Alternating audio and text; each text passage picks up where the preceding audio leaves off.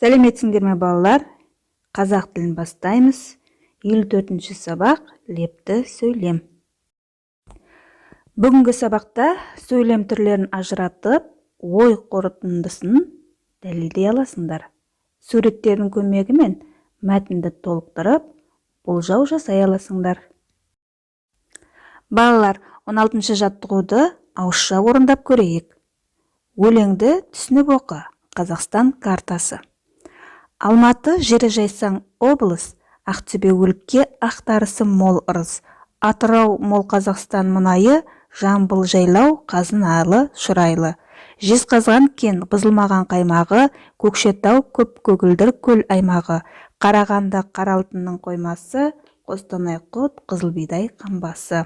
Қызылорда күрішті сыр сағасы, Орал көне Ақжайықтың жағасы, Өскемен өр Шығысты Алтай аясы, Павлодар қара ертістің саясы.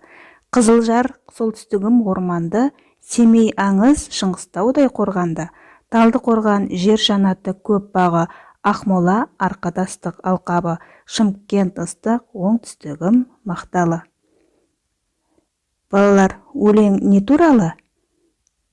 Иә, Қазақстан туралы екен. Өлең неліктен Қазақстан картасы деп аталды деп ойлайсыңдар? Себебі тұтас Қазақстан картасын құрайды екен. Балалар, 17-ші жаттығуды жазбаша орындаймыз. Жұмбақты қатесіз көшіріп жазып, шешуін табыңдар. Балалар, 18-ші жаттығуды жазбаша орындаймыз. Көктемде қыздар гүл тұқымын септі. Ұлдар раушан және жауқазын гүлдерін отырғызды. Біраздан соң бұл өсімдіктер көктей бастады. Балалар оларға күтім жасады. Жазда алуан түсті гүлдер жайқалып өсті. Балалар, мәтін неше бөліктен тұрады? Дұрыс, 3 бөліктен тұрады.